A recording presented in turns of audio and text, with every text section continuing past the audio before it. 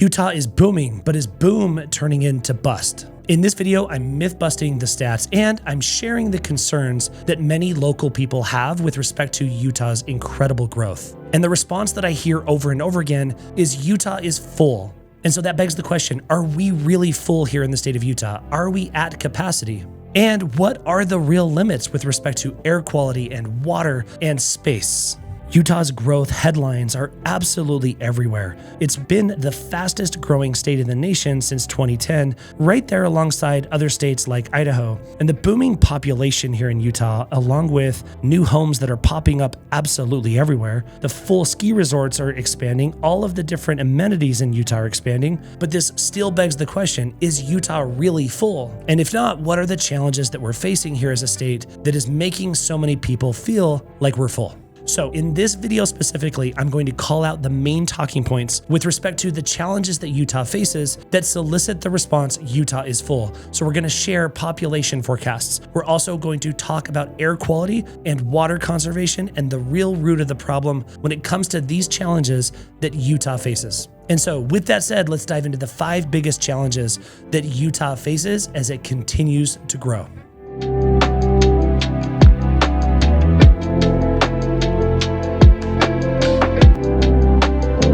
Utah's population surpassed 3.4 million residents in 2025, and that's up roughly 18% since 2010. Experts project that the Wasatch Front and the state of Utah are going to reach 4.5 to 5.5 million residents by 2060, which is a 66% increase just over 40 years. And according to the Kem C. Gardner Policy Institute at the state of Utah, Utah is going to hit 4.5 to 5 million residents just by the year 2050. And look, the full story is not told in the numbers. We have a very large state here in the state of Utah, but the vast majority of our residents live along the Wasatch Front, and some more people along the Wasatch Back in St. George in southern Utah and Logan in northern Utah. And despite the fact that we have a large state, it doesn't mean that we don't have a denser population area, because the focus as to where people can actually live in the state is actually smaller than you might think. When you look at the geography of the state of Utah as a whole, about a fourth of the state is covered with the West Desert, which is completely uninhabitable. It's an area that you can't really build cities in, so that automatically removes a great chunk of land that you might think that Utah has to offer. In addition to that, we also have 5 incredible national parks in southern Utah, along with many national recreation areas, national monuments, and state parks. So basically the bottom third of the state of Utah, for the most part, is protected land, and we can't build there either. So when you factor those 2 things into the equation and leave what's remaining in the state of Utah, which is a whole lot of mountains, including the 2 mountain ranges in Utah that are part of the Rocky Mountains in the Wasatch Mountain Range as well as the Uintas, these 2 mountain ranges take up a great part of the land that's left. So what we're left with is the valleys in between these mountain ranges, and that's where precisely Salt Lake City, Provo, and Ogden sit on the front side of the Wasatch Range. And with this massive shift in population and demographic shift, we're bringing so many people in from elsewhere, as well as natural increase through the population increase. Because Utah has more children than anywhere else in the nation, we're seeing that strain on our ecosystem and on our infrastructure. And if you look at the big picture, basically by the year 2050, we're going to add to the population of the state of Utah the equivalent of the entire Salt Lake City metropolitan area. That really does put it into great perspective. But does that mean that Utah is full?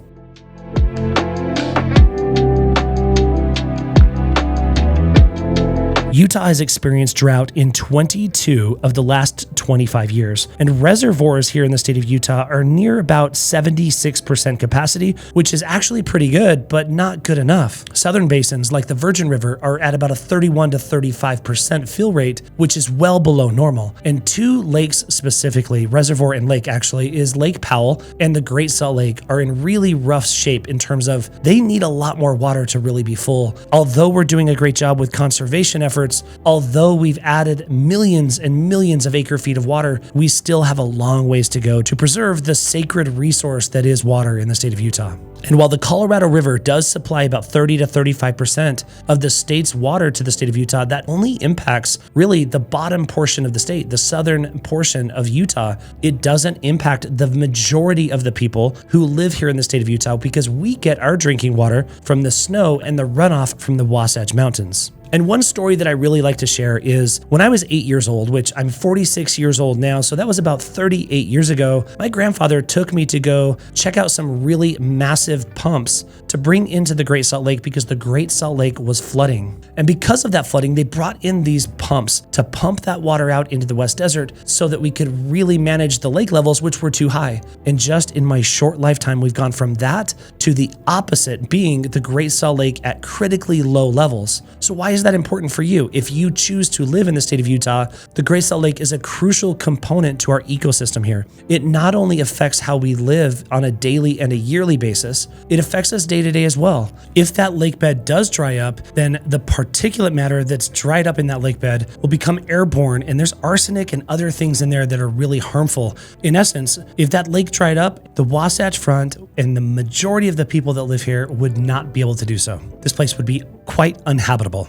And ultimately, why are we in the situation that we're at? Well, for decades, we haven't been the best stewards of the water that needs to make its way to the Great Salt Lake. The majority of the state's water, 85% of our water, is used for agricultural use. And the majority of these years, the farmers and the people that utilize this water that eventually would make its way to the Great Salt Lake. And we're now 3 years into a project, into a new way of getting more water to the Great Salt Lake to get that lake to recover. It's still in a very bad spot. It has a long way to go. And ultimately, there's no way that we would let this lake dry up completely. We would likely build a pipeline from the Pacific Ocean if we had to. In addition to that, it also greatly affects our weather patterns and our snowfall, which creates the very snowpack that we need to provide the runoff into our reservoir systems to provide the drinking water that we need. The good news is the residents of the state of Utah only use about 4% of the state's water for our indoor use. Once we factor in all of our outdoor use, watering our lawns and our gardens, in addition to the indoor use,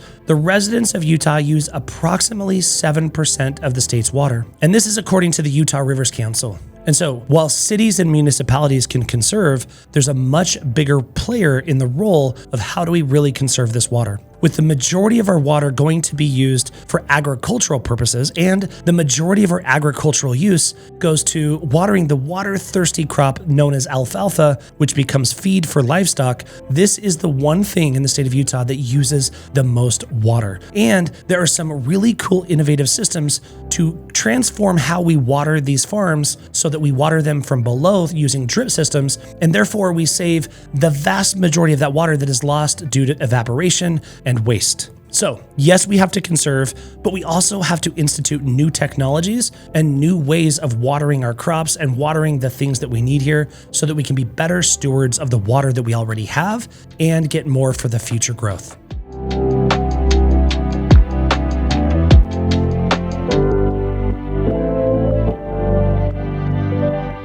The inversions happen in the wintertime typically when the air closest to the ground becomes colder than the air above it. Therefore, the air has inverted in temperatures, meaning that warmer air that's up above the cooler air traps the pollutants that are here because the Wasatch Mountains are trapping that air here in the valleys. And until the next weather pattern comes through and pulls that out, we get those days where the pollution sticks here longer and longer and longer. Now, the good news is our air quality here in the state of Utah and along the Wasatch Front has improved in recent decades. In fact, its worst decade was the 1990s, and since then, the air quality is only half as bad as it was back in the 1990s. And that's really because of two major things. Number one, automobiles today are far more efficient than the automobiles that were on the road back in the 1990s. This is a major contributor, about half of the pollution that goes up into our air. And so with that drastic improvement with cars, it's been more than enough to offset the increase in population. But there's more to the story. There were also many major pollutants back in the day, including coal-burning power plants. There was a steel mill in Geneva Steel down in Utah County, and there were multiple smelters that were putting and pumping more and more pollution into our air, and those are long since gone. And to this day, we still have other challenges, but air quality has been a priority, and it's getting better. At least we have something to look forward to, and hopefully, with future technology and growth, we can get that air even better than where it is today. And look, it's no secret that at times Utah has some of the worst air in the United States and even the world. The Salt Lake City metro averages about 14 to 17 inversion days annually, with some years spiking well over 20, 30, or even up to 40 days. And that's really a telling story of how we deal with air quality in the state of Utah. I, for one, think the best way to attack it is, number one, stay inside as much as possible during those winter days, or get up in the mountains, get up on the slopes and go skiing and snowboarding, because you'll be above that inversion, breathing in crystal clear air and blue skies. And the funny thing is, it's actually warmer up there during those days when that inversion is kicked in. The other thing that I like to do is to plan a simple staycation. You can get away to Park City, you can get away to another mountain area, or you can go on a vacation altogether. And if you plan those vacations or staycations, it is likely going to break this wintertime inversion for you, and it's going to make your experience that much better. And the bottom line is, without mitigation and making sure that we improve technology to help our air quality here, we're going to have more people, and with more people comes more pollution. So we've got to improve continually, because the alternative is a public health crisis. We want to make sure that we're breathing the air that really we deserve as residents of the state of Utah. And I'm hopeful that we can continue to improve in the decades to come, just as we've done in the previous 2 to 3 decades.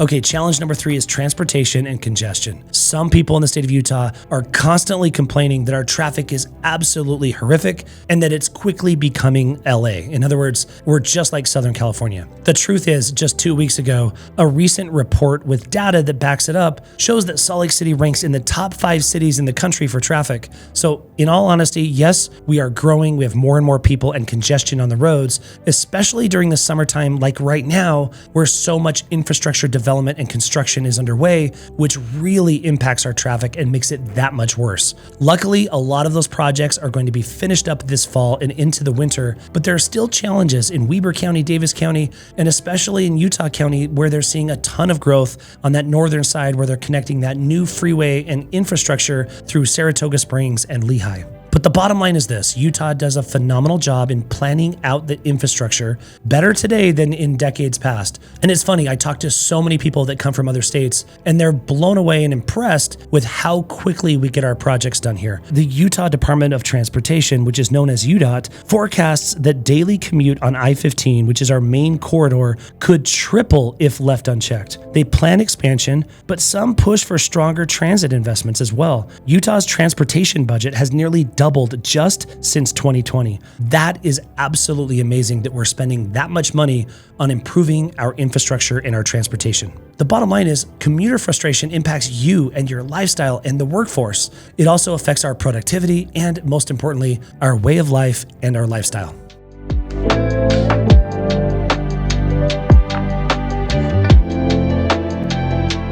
Okay, the next challenge number 4, is affordable housing and density. The median home value here in Utah is now just around $550,000, and renters need about a $70,000 income to afford the average apartment or average unit in terms of a rental. So Utah is upzoning and adding ADUs, but affordability still remains tight. The median home price and the average that a renter needs to stay at to be above that 30% rent burden is really impacting the way of life here in terms of housing affordability.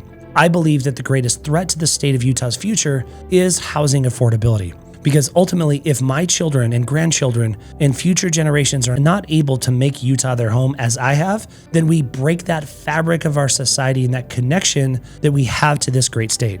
And so to me, it's one of my biggest priorities that we make this place affordable again, to make sure that families can be here not only today, but tomorrow and future generations as well. And while zoning is really improving and changing with upzoning and the addition of ADUs so that people can have those accessory dwelling units, the NIMBY mentality still remains strong, not only here, but throughout the entire country. NIMBY is an acronym that stands for Not in My Backyard.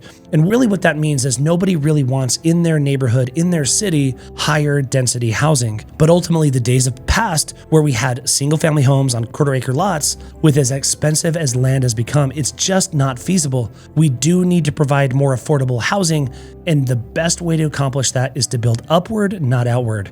And so it's this need for multifamily living and not just forever doing suburban sprawl that's really changing the fabric of what people feel when they come through Utah and through the Wasatch Front specifically. And while I completely understand where people are coming from, where they don't like to see Utah change is the constant that will always be here. It's continuing to grow because we've got the greatest state in the country, in my opinion. And because of that, people want to live here. Not only that, but we have more population increase naturally than any other state as well. So with that growth, we're going to have to change. And if it doesn't remain being the place for you, you're going to likely want to move elsewhere because there are plenty of other places throughout the state of Utah, as well as in other states, where you could probably have that more rural, suburban environment that you're looking for as this area continues to grow from year to year. And the bottom line is, without more affordable options and higher density, we're just going to create too much scarcity and we're going to risk exclusion for our future generations.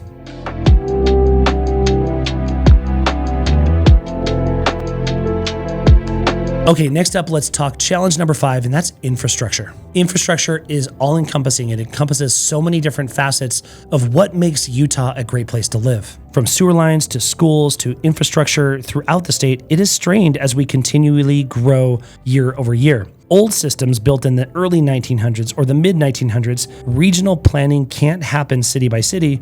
It has to happen collectively. The schools, the electric grid, the sewers, the road expansions, it all gets strained as this growth happens. The good news is Utah is one of the best run states in the country. I don't care what anybody says. The data backs that statement up. And because of that, the infrastructure development here is actually much better than probably most states that people are coming from. So regardless of where you live, you might notice that when you come here, when you see new infrastructure developments or projects that are highlighted and then implemented and executed in a timeline that actually makes sense, that they actually do what they say they're going to do. With few exceptions, of course. There are certain projects that are delayed that take a lot longer to complete, but for the most part, Utah is really the pro in terms of states with respect to building. But with this growth comes tension between the rural and the suburban and urban environments. As this urban and suburban sprawl continues to spread outward, more of that rural mentality is really strained. And to that, I have a lot of empathy for people who live in places that forever have had so much open space, and now that open space is disappearing. I totally understand where you're coming from, and I understand your complaints. And without strategic planning, we can't do this correctly anyway. So with proper planning and proper implementation of these infrastructure projects, we can continue to move forward decade after decade and manage this extreme growth that we've seen. And what I've noticed in other areas throughout the country is when they can't coordinate the growth of streets and infrastructure and schools and hospitals and all of the things that are needed, that growth becomes fragmented. And when it becomes fragmented, it's inefficient, it's sloppy, and it's undesirable. Here's the fix. Here are my solutions to each of these major challenges that we see here in the state of Utah. These are the real things that we need to do as a state to make sure that we tackle these challenges head on. Number 1 is water. We've got to be better stewards of this sacred resource in water because we waste more water in the state of Utah than any other state in the country. We've got to be better about managing the water that we already have and develop water projects that are going to provide us with more water for the future. We also need to implement technologies just like that drip system for watering alfalfa and other technologies to help save tremendous amounts of water. So those are the things through conservation efforts and new technology and new infrastructure development that will save us with respect to water. Next up, with air quality, well, we've got to continue down the path of maintaining regulations and proper emissions controls to make sure that our vehicles are getting more clean. Maybe that means electrification for some. For many, that's not going to be the case, but we've got to also make sure that we utilize public transportation to a great degree and provide HOV lanes and other methods to provide for transportation to alleviate how much pollution we're pumping up into our environment. And next up, throughout the most urban and suburban areas of the state, how can we connect that through train, through light rail, through buses, through other means and HOV lanes to make sure that we provide the infrastructure that's going to alleviate the congestion on our roads to make sure that we have a really great place to live. Because as of right now, Salt Lake City, the biggest city in the state of Utah, ranks as one of the 5 best cities for traffic and congestion in the entire country. Now, many locals are going to push back on that because this year specifically, we've seen a lot of strain with respect to to congestion because of some major traffic concerns with respect to construction projects that are currently happening that's really putting the strain on traffic this year, but that's going to be much, much better next year. And next up, with housing and housing affordability, we've got to make it the priority that it should be. The state of Utah over the last couple of years has implemented a new program whereby people can achieve home ownership by not having to come up with a down payment if it's new construction under $450,000 by utilizing a $20,000 grant. This is a great program. It only scratches the surface with respect to what we need to do. The other side of the equation is a partnership between the public and the private sector to make sure that we can encourage and incentivize growth in a responsible way to provide more starter homes and more affordable housing. The lack of building starter homes in our country, including here in the state of Utah, has been a disgrace in the last 2 to 3 decades. We've got to build more starter homes because without that, people don't have that American dream where they can get into a home when they're young enough to make sure that they're providing that opportunity for their family and their children in the future to upgrade from there. And lastly, with respect to infrastructure, we've got to do so responsibly to make sure that we're using bonds or using other methods to build these areas out accordingly to make sure they're going to provide the future Utahns with the infrastructure that's needed today to provide the growth responsibly for the future.